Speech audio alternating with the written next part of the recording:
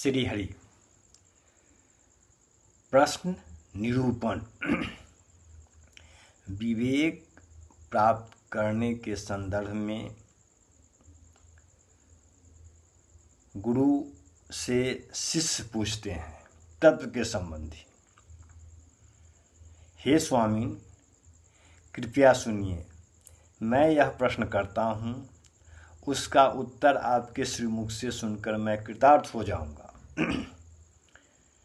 बंध क्या है? यह कैसे हुआ? इसकी स्थिति कैसे है? और इससे मोक्ष कैसे मिल सकती है? आत्मा क्या है? परमात्मा किसे कहते हैं? और उनका विवेक कैसे होता है? कृपया यह सब कहिए।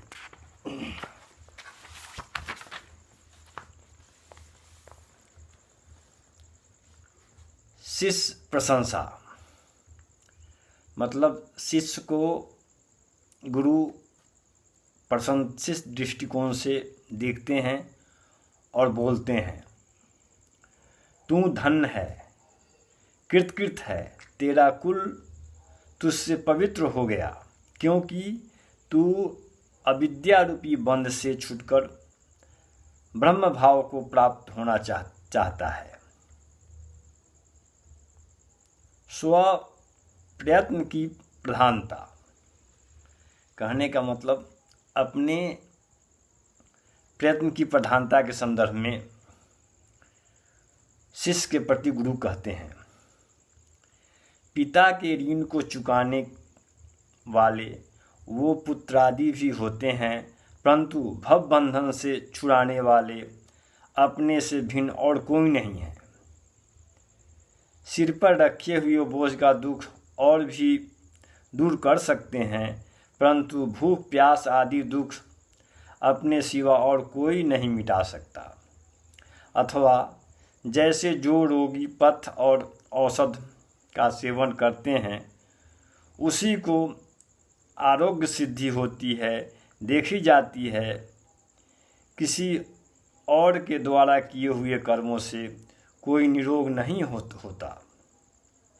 विवेक की पुरुष को वस्तु का स्वरूप भी स्वयं अपने ज्ञान नेत्रों से ही जानना चाहिए। चंद्रमा का स्वरूप अपने ही नेत्रों से देखा जाता है, दूसरे के द्वारा क्या जाना जा सकता है? अविद्या, कामना और कर्म आदि के जाल के बंधनों को 100 करोड़ कल्पों में भी अपने सिवा और कौन खोल सकता है? आत्मज्ञान का महत्व। आत्मज्ञान क्या है इस संदर्भ में? मोक्ष योग से सिद्धि होती है, न सांख्य से, न कर्म से और न विद्या से। वह केवल ब्रह्मैक्य बोध, ब्रह्मा और आत्मा की एकता के ज्ञान से ही होता है और किसी प्रकार नहीं। जिस प्रकार वाणी का रूप लवन तथा तंत्री को बजाने का सुंदर ढंग मनुष्यों के मनोरंजन का ही कारण होता है, उससे कुछ साम्राज्य की प्राप्ति नहीं हो जाती। उसी प्रकार विद्वानों की वाणी की कुशलता, शब्दों की धारावाहिकता, शास्त्र व्याख्या की कुशलता और विद्वता भोगहीन का कारण हो सकता है, मोक्ष का नहीं। परमात्मा तत्व को यदि न जाना तो शास्त्र अध्ययन निष्फल व्यर्थ ही है, और यदि परमात्मा को जान लिया तो भी शास्त्र अध्ययन निष्फल अवश्य ही है। शब्द जाल तो चित्त को भटकाने वाला एक महान वन है, इसलिए किन्हीं तत्वज्ञानी महात्मा के प्रयत्नपूर्वक आत्म तत्व को जानना चाहिए। अज्ञान रूपी सर्प से डसे हुए को ब्रह्म ज्ञान रूपी औषधि के बिना वेद से, शास्त्र से, मंत्र से और औषध से क्या लाभ?